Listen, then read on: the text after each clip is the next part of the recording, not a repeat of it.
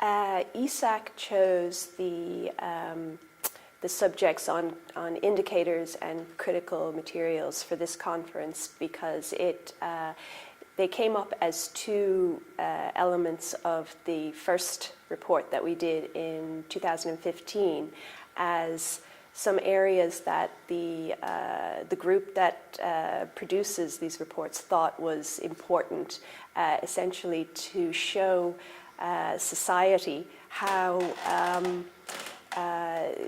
the different elements of a circular economy can be influenced instead of just GDP, which had been the typical circular or the linear economy methodology.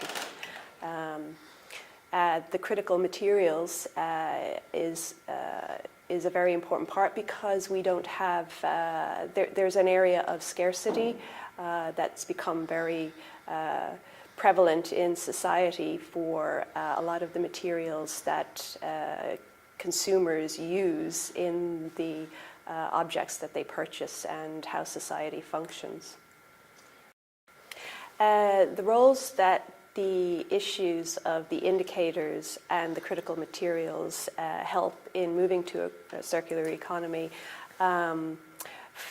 Basically, they focus on trying to give feedback to society on decoupling, for instance, in an indicator, decoupling the resource use from environmental impacts, for example. The amount of materials that you may use has a direct impact on the environment that it's taken from. And rather than a GDP-only mechanism for describing the economy, the hidden sort of invisible sides of an economy growing needs to be transparent, and you need to see what's also happening behind the economic growth. There's also damage, and a way to explain this would be in a circular economy to develop more circular indicators, and a means by doing this is composite indicators, showing as one thing does well, something else doesn't do so well. Okay. The main takeaway message, I think, for the Commission maybe to take from this launch would be to interact a little bit more with society, and society meaning anybody from the business industry sectors to the environmental control areas, to the NGOs, anybody who has a stake in how the circular economy will work.